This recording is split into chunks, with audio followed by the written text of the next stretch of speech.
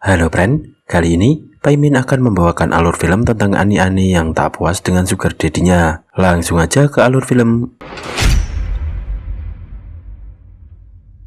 Film dimulai ketika seorang pria bernama Mikey yang tinggal di apartemen sedang mengintip cewek yang ada di apartemen sebelah. Dia menggunakan sebuah teleskop. Kegiatan ini Mike lakukan hampir setiap hari. Singkat cerita, di suatu pagi, Mike mengikuti senam di depan apartemen. Di sini ia berkenalan dengan cewek incarannya yang bernama Kimberly. Namun sayang, Kim sudah mempunyai penjaga. Mike adalah seorang kepala chef di salah satu restoran ternama. Saat Mike sedang memastikan keadaan restorannya baik-baik saja, di sana dia bertemu dengan Rudy yang sedang makan bersama Kim. Mereka pun berkenalan. Tak lama, Warren teman Mike mengajaknya untuk membuat janji dengan Rudy. Mereka berencana untuk membuat bisnis. Suatu hari saat Mike akan menemui ibunya, di sana ia dikejutkan saat saudara-saudaranya sedang berkumpul di rumah. Entah mengapa, sepertinya semua saudara Mike sangat membencinya. Mike pun langsung menemui ibunya di dapur. Malam harinya, Mike memulai ritual hariannya dengan teropong kesayangannya. Tentu saja targetnya adalah mengintip Kimberly. Di sini Mike melihat Kim yang sedang ngicilik dengan papinya Rudy.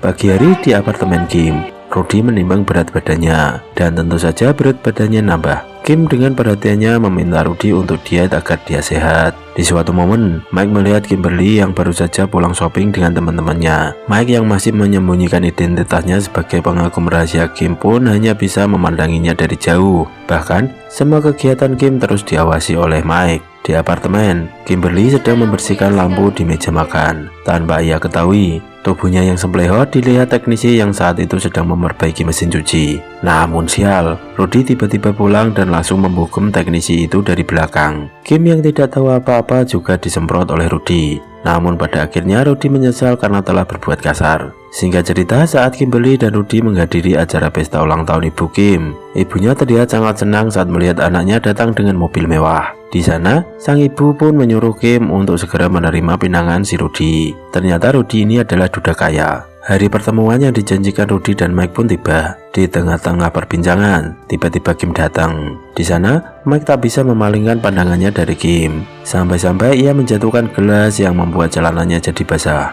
Mike lalu mengeringkan celananya di kamar mandi. Tanpa sengaja, ia menjatuhkan ponselnya di sana. Setelah pertemuan bisnis selesai, saat Kim sedang membersihkan kamar mandi, di sana dia menemukan ponsel milik Mike yang terjatuh. Kim lalu mengecek isi ponselnya. Di sana ia pun kaget karena ia mendapati beberapa video dirinya. Keesokan harinya, Kimberly mendatangi restoran tempat Mike bekerja untuk mengembalikan ponselnya. Kim lalu bertanya pada Mike, kenapa dia bisa memiliki banyak sekali video dirinya. Mike pun tak bisa berkata apa-apa dan tak bisa beralibi. Malam hari saat Rudy dan Kim OTW menuju bandara, Rudy yang pusing masalah pekerjaan tak henti-hentinya terus mengomel. Kim mencoba menenangkannya dan memberikan sedikit saran. Namun hal itu tak digubris oleh Rudy. Bahkan, Rudy berbuat kasar dan merendahkan Kim. Rudy berucap kalau Kim hanyalah sebuah peliharaan dan barang baginya. Kim yang harga dirinya diinjak-injak sudah tidak kuat menahan amarahnya lagi. Ia pun meminta Rudy untuk menurunkannya saat itu juga. Dan Kim pun diturunkan di tengah jalan.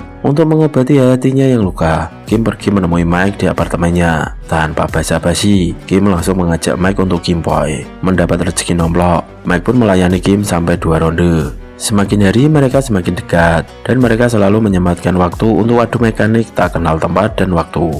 Kini Kim udah kembali baikan dengan Rudy. Selesai renang, Rudy memberitahu Kim kalau ia akan pergi seminggu untuk urusan bisnis. Dia juga akan menemui anak-anaknya. Di sini Kim terlihat begitu senang.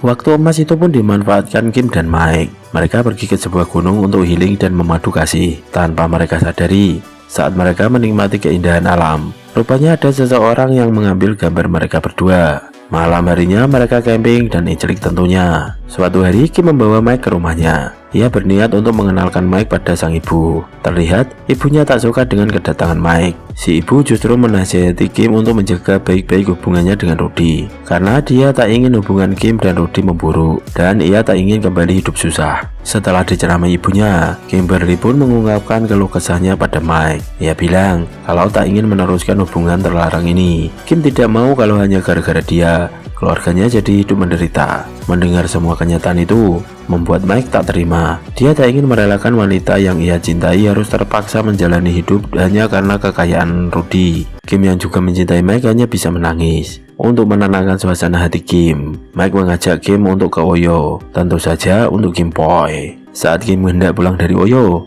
tanpa dia sadari, kegiatan mereka dipantau oleh kamera. Setelah sampai di apartemen, Kim sudah disambut oleh Rudy yang sedari tadi menunggunya. Tanpa basa-basi, Rudy langsung melempar semua foto-foto Kim bersama Mike. Rudy yang sudah terbakar api cemburu bilang pada Kim untuk tidak bermain api dengannya. Rudy juga mendatangi resto di mana Mike bekerja. Di sana, Rudy mengancam Mike untuk tidak menyentuh Kim. Rudy mengancam Mike agar tidak gegabah saat berhadapan dengannya. Rudy memiliki semua kekuasaan yang hanya dengan jentikan jari saja akan membuat hidup Mike jadi berantakan, dan restoran yang ia kelola juga akan hancur. Kini hari-hari keduanya jadi galau berat. Bahkan telepon dari Mike tak pernah diangkat oleh Kim. Dan terlihat Kim juga pindah dari apartemen agar tak bertemu lagi dengan Mike. Saat Kim akan menghadiri pesta, ia nampak sangat sedih. Namun dia harus berusaha terlihat baik-baik saja di hadapan Rudy. Saat di pesta, kelakuan Rudy semakin parah. Rudy dengan sengaja menggerepet tubuh Kim di tempat umum. Kim yang sudah muak pun pergi dengan penuh emosi. Kim saat itu mendatangi Mike dan memintanya untuk membawa kabur dirinya. Saat mereka mau pergi, tiba-tiba Rudy datang dan menghalangi jalan mereka. Baku hantam pun terjadi antara Mike dan Rudy. Namun di sini Mike kalah dari Rudy. Kim berhasil dibawa kabur oleh Rudy. Mike lantas mengejar mereka. Di tengah perjalanan, Rudy ngomelin Kim terus. Di sini Kim meminta Rudy untuk menghentikan mobilnya. Saat Kim lari, pas Mike tiba di lokasi, baku hantam part 2 pun terjadi. Saat baku hantam, Rudy menggunakan senjata. Dia pun berniat menembak Mike. Sambil menangis, Kim memohon pada Rudy agar membiarkan mereka hidup bersama. Akhirnya Kim bisa membujuk Rudy. Dia meminta Rudy untuk menerima kenyataan kalau dia lebih bahagia hidup bersama Mike. Kim juga menyarankan agar Rudy kembali pada anak dan istrinya. Kim akhirnya berhasil meluluhkan hati Rudy, dan Rudy pun dengan legowo merelakan Kim untuk pergi bersama Mike. Dan film pun selesai. Pesan dari film ini adalah, punya duit bisa punya ani-ani semlehot. See you, jangan lupa subscribe dan jangan lupa bahagia.